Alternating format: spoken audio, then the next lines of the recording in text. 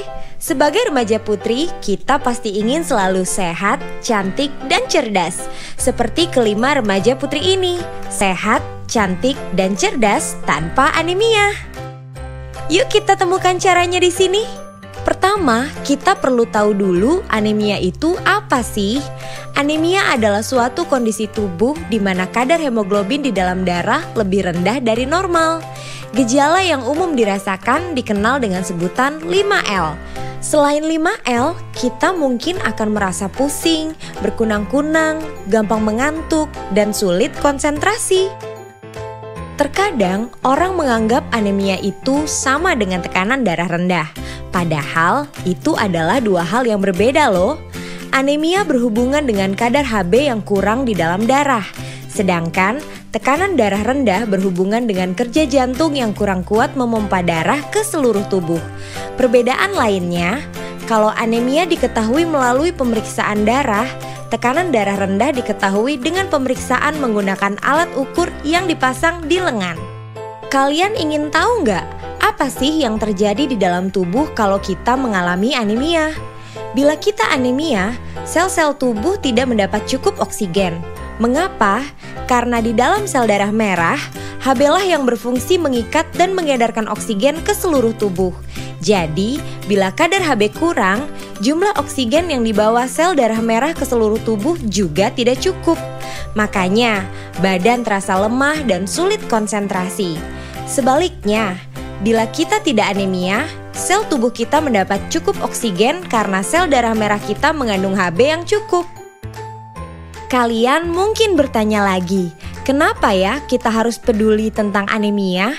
Pertama, karena anemia mengakibatkan banyak hal, seperti menurunnya kemampuan belajar, terganggunya kegiatan sehari-hari karena badan terasa lemas, daya tahan tubuh menurun, dan setelah menikah nanti, anemia meningkatkan risiko mengalami masalah saat hamil dan melahirkan.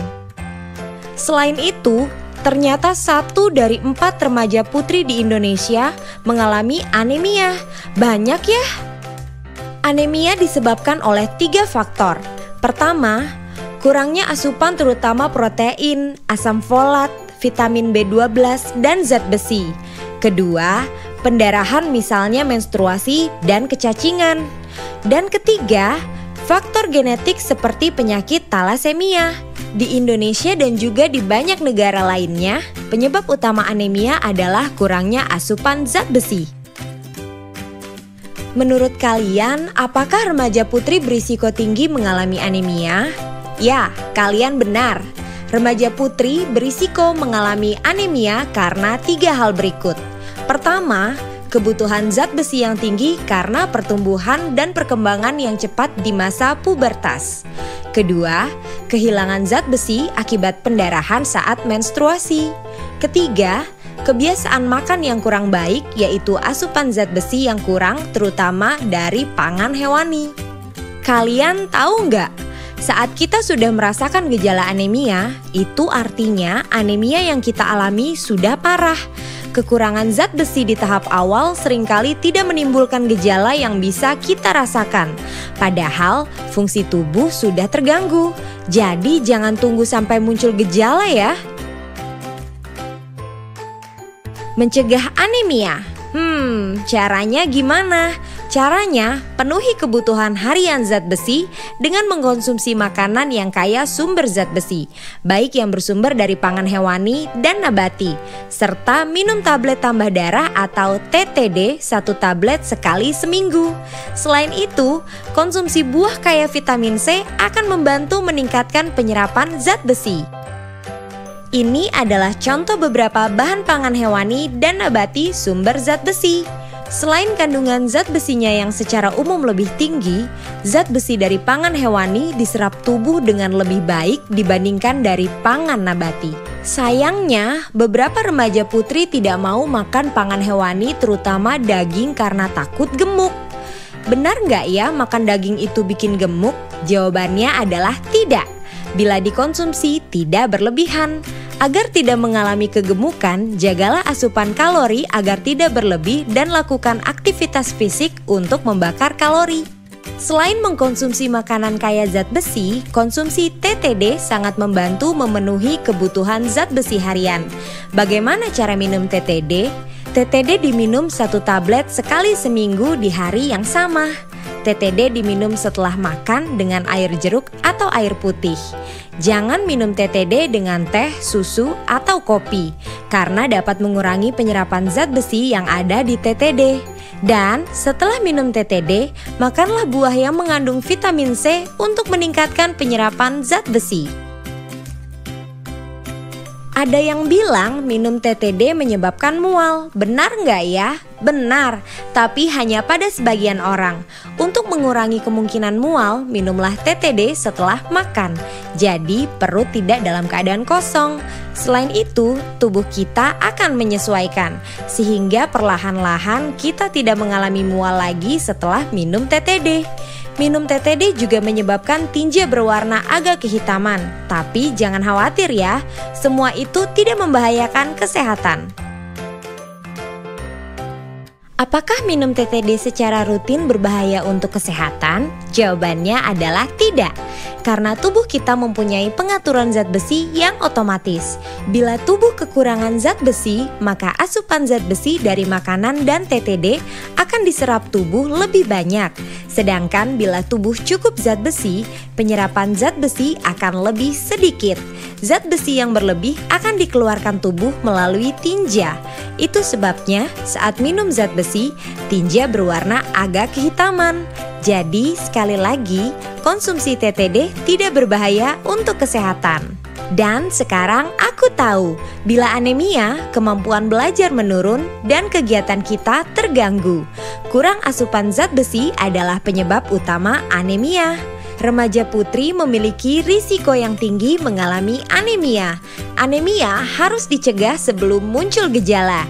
Caranya dengan mengkonsumsi makanan sumber zat besi serta minum TTD.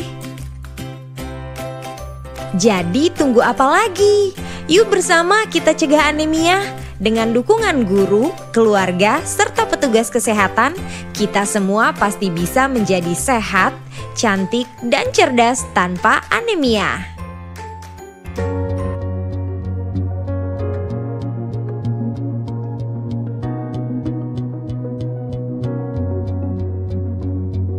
Aksi bergizi dilaksanakan dengan 3 intervensi utama, yaitu sarapan dan minum tablet tambah darah bersama di sekolah. 2. Edukasi gizi yang bersifat multisektor dengan tujuan mempromosikan asupan makanan yang sehat dan aktivitas fisik. Yang ketiga, komunikasi untuk perubahan perilaku yang relevan dan komprehensif.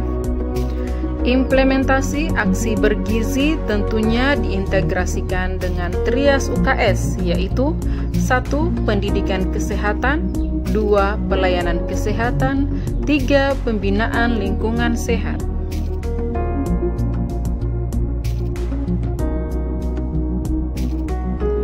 Salah satu upaya strategis dalam meningkatkan kepatuhan konsumsi tablet tambah darah pada remaja putri yang juga merupakan salah satu indikator layanan intervensi gizi spesifik dalam percepatan penurunan stunting.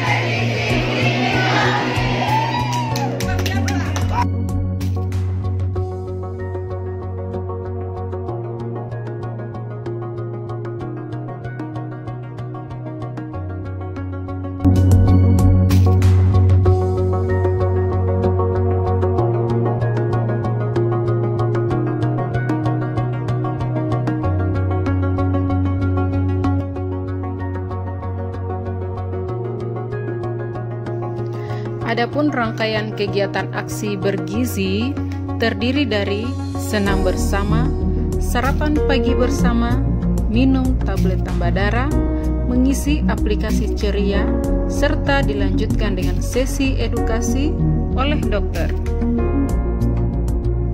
Rangkaian tersebut tentunya tidak berhenti pada hari ini saja, tetapi diharapkan dapat berjalan rutin.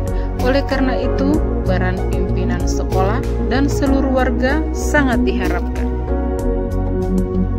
Dalam pelaksanaan aksi gizi hari ini, kami petugas Puskesmas Wajajaya mendampingi pihak sekolah yang telah ditunjuk untuk melakukan kegiatan tersebut.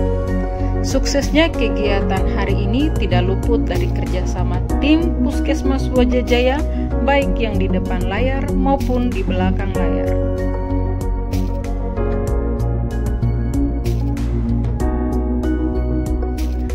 Ayo, dukung aksi bergizi karena cegah stunting itu penting. Aksi bergizi bikin glowing.